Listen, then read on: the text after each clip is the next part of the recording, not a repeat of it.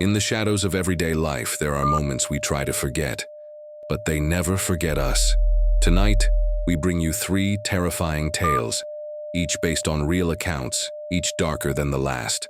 From a tragic police shooting that changed one man's life forever, to a roommate hiding a criminal secret behind a locked door, and a stranded driver's encounter with something sinister in the woods.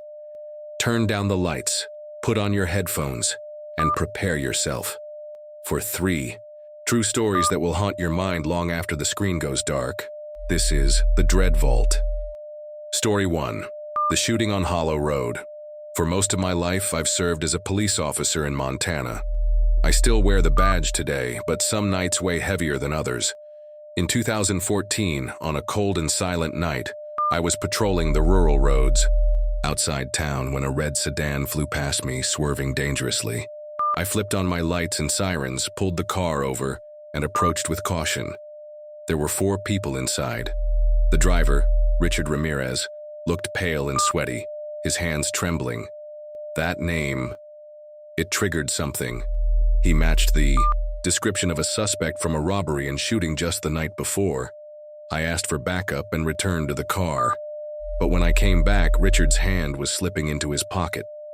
I shouted, "Keep your hands where I can see them." But he didn't listen.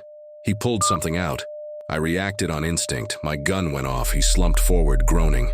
It wasn't a gun. It was a plastic bag of meth. He died at the scene. The lawsuit, the media, the death threats, they came fast. People called me a murderer. The department cleared me. The courts ruled it was self-defense, but it never left me. Even now, I think about that moment, about the weight of a second's decision. Dorniti, my roommate, was planning a robbery. When I first moved to the city, I didn't know anyone. Rent was high, so I found a roommate through an online ad.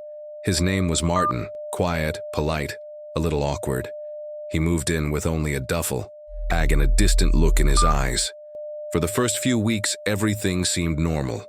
But then I started noticing the locks. He'd added extra deadbolts to his bedroom. He always locked the door, even just to get a drink of water. Then I saw him once opening the duffel bag. Inside, a black ski mask. Soon came the pacing, the strange scraping noises at night, the muttering, the paranoia. I told myself I was imagining it, until one night a SWAT team kicked down our front door. Martin didn't resist. His room was covered in maps, bank blueprints, and piles of cash. Turns out he had helped rob a bank, and he was planning another. I moved out the next day. I still wonder what would have happened if they hadn't caught him. Story 3. Stranded on the highway, it was late, past midnight. I was driving home along a deserted highway when my car ran out of gas. And to make things worse, my phone was dead. I sat in the dark, engine off, trying to stay calm. That's when I saw him.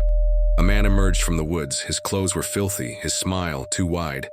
He offered help, said he had tools, back there. I politely declined. He disappeared, then returned holding a steel rod. He tapped on my window. "Open up," he said, grin gone. Panic flooded me. I didn't move. Just as he raised the rod, headlights cut through the darkness. A police cruiser pulled up behind me. The man froze, then bolted. The officers gave chase and caught him. He was armed, carrying stolen items. They told me he had been breaking into homes and waiting for someone like me. Now I never drive without checking my gas, and I never forget the sound of that rod tapping on the glass. If you're still with us, congratulations. Not everyone makes it through the night.